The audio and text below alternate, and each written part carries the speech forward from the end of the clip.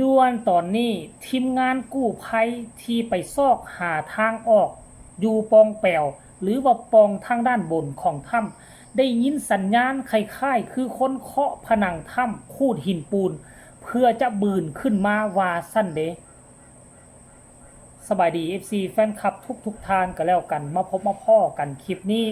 ถือว่าเป็นข่าวดีที่สุดสำหรับ2คนที่ยังค้างอยู่ในถ้ำท่านผู้ชมซึ่งปฏิบัติการเริ่มจากมื้อนี้ตั้งแต่ตอนประมาณ17โมงเป็นต้นไปท่านผู้ชมทีมอยู่ในถ้ำกับพากันล่มปฏิบัติตอนนี้แล้วก็มีทีมทั้งด้านนอกคาดว่าจะนำโดยปอนจักกิจเพราะว่าเห็นทายตอนพายุเข้าฝนตกอยู่ในรถอยู่เส้นทางตามถนนลูกลังก็น่าจะนำพาทีมงานไปซอกหาไปซอกทางออกไปซอกอันม่องที่นำออกแล้วก็ไปซอกปองแปวที่สามารถจะลงไปหาถ้ำได้ในขณะที่ทั้งหน้าถ้ำทีมงานดำน้ำก็กำลังปรึกษาหารือกันถึงการวิธีเข้าทอกเข้าถ้ำแต่ว่ามันเป็นสัญญาณดีเนาะมีสัญญาณดีจากทีมที่ไปสำรวจปากปองถ้ำนั่นแหละท่านผู้ชมเอ้ย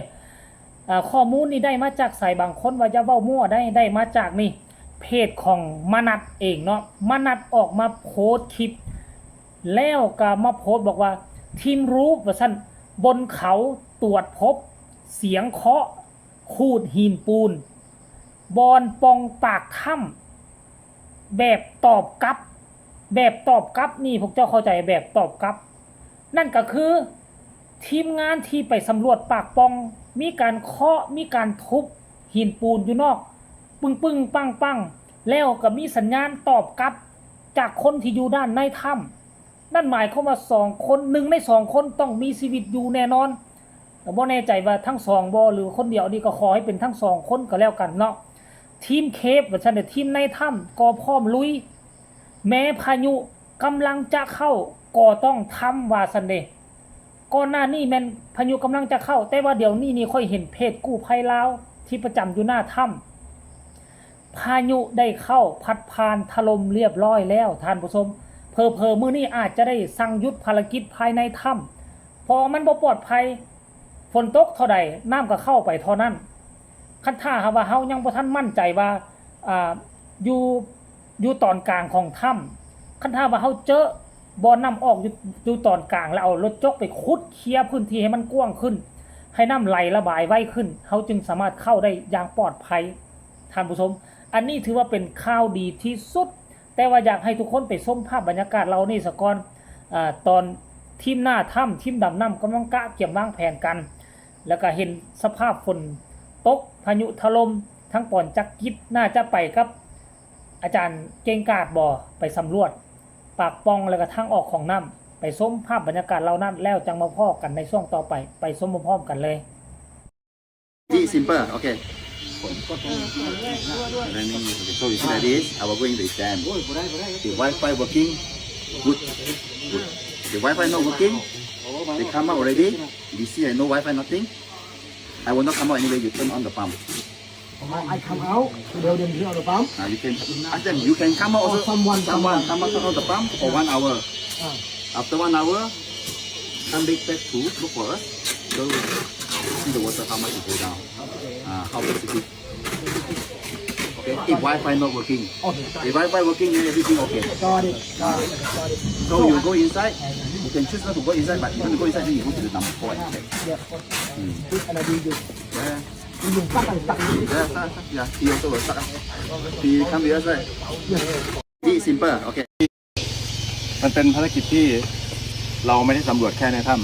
ำแต่เป็นภารกิจที่เราต้องสำรวจเหนือเขานะครับเพื่อทำเส้นทางคอนทัวร์ระหว่างเส้นทางน้ำเข้ากับเส้นทางน้ำออกนะครับแล้วก็อุโมงค์พื้นที่ที่เขาอยู่นะครับเพื่อทำการค้นหาหลายๆช่องทาง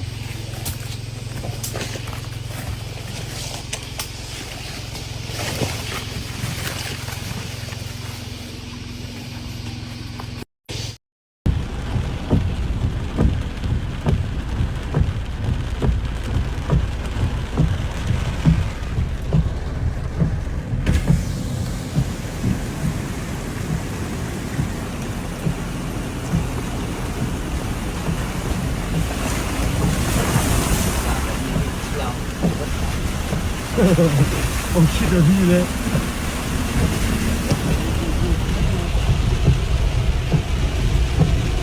ลงน้ำไหลมาเพื่อนเต็มเลย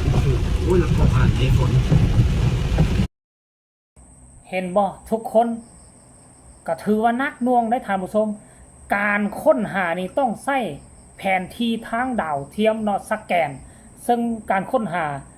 ปากป้องนี่และก็บนตาน้ำบนน้ำออกนี่นะแมนอาจารย์เก่งกาจนั่นเองท่านผู้ชมก็คือเมื่อวานนี่ได้ยินว่าเห็นประกาศเอานักธรณีวิทยาก็คือว่าเห็นผู้หนึงซึ่งเพิ่นเฮ็ดเวียกเกี่ยวกับด้านนี้เนาะ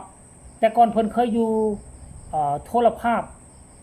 ลาวสตาร์นี่แหละชื่อไอโจเนาะเคยหัวไม้หัวมือกับพี่น้องชาวไทยเขานี่แหละไปสำรวจทรายน้ำไปสำรวจถ้ำเทิมต่างๆนี่คืออยู่ในลาวต้องมอบให้ผู้นี้คือไอโจเนาะไอโจดีคอเวอรี่คือเมื่อวานนี่เห็นเพิ่นมาแล้ว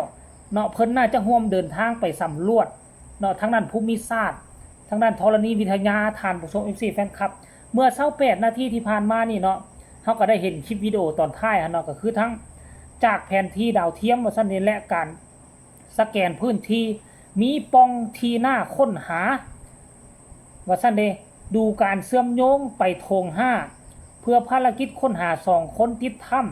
ำโดยภารกิจในถ้ำและนอกถ้ำยังทำควบคู่กันไปว่าซั่นโอ้คือสิแม่นกลุ่มของอาจารย์เก่งกาจกับปอนจักกิจพากันขึ้นไปเจอปองตัวนี้ตามที่เฮาใส่ดาวเทียมสแกนแล้วก็เลยเคาะเลยทุบมีสัญญาณทุบตอบกลับดังวังกี้นี่คือทั้งมนัดเป็นผู้ไปโพสต์ว่ามีสัญญาณตอบกลับคูดผนังหินปูนอันนี้ถือว่าเป็นข่าวดีที่สุดขั้นถ้าหากว่าฮู้แบบนี้แสดงว่าจัดการควบคู่กันไปขณะผนังปากปองนั่นขั้นกรณีฮู้ปองแปวนี่สามารถเข้าได้ก็เข้าไปย้อนเอาหงอาหารให้เขา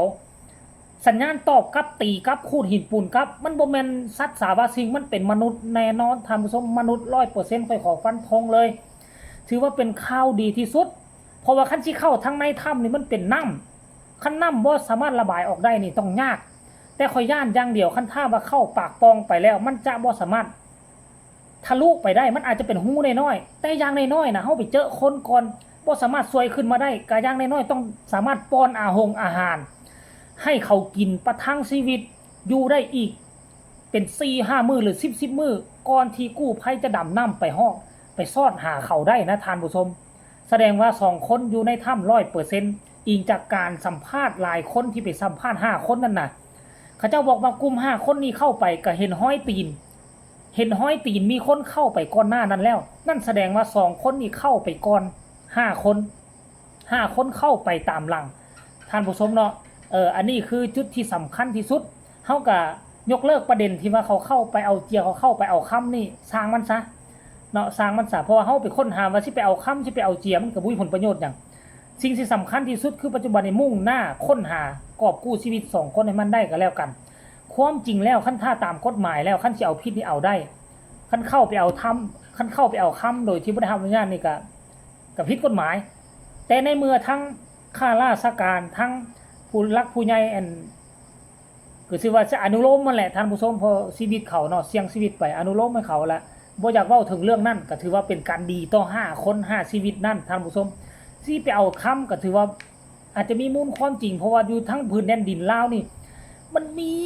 ทองคำหลายเต็มพื้นดินนี่นะอยู่หลายท้องถิ่นเขาก็พากันเฮ็ดกันหาอยู่ประชาชนก็ได้ท่านผู้ชมเนาะอันนี้คืออัปเดตล่าสุดถือว่าเป็นข่าวดีข่าวใหญ่สำหรับ2ชีวิตยังเหลือที่ติดถ้ำอยู่ก็ฝากทุกคนกดไลค์กดแชร์ไปหลายๆที่สำคัญจะกดข้ามโฆษณาเนาะผู้ใดฟังแล้วมีคำคิดคำเห็นแนวใดอยากส่งข่าวอยากส่งกำลังแห่งใจให้ผู้ติดถ้ำอยากส่งกำลังแห่งใจให้กู้ภัยส่งมาได้ทางใต้คอมเมนต์สำหรับคลิปนี้ลาท่านผู้ชมไปก่อนสบายดี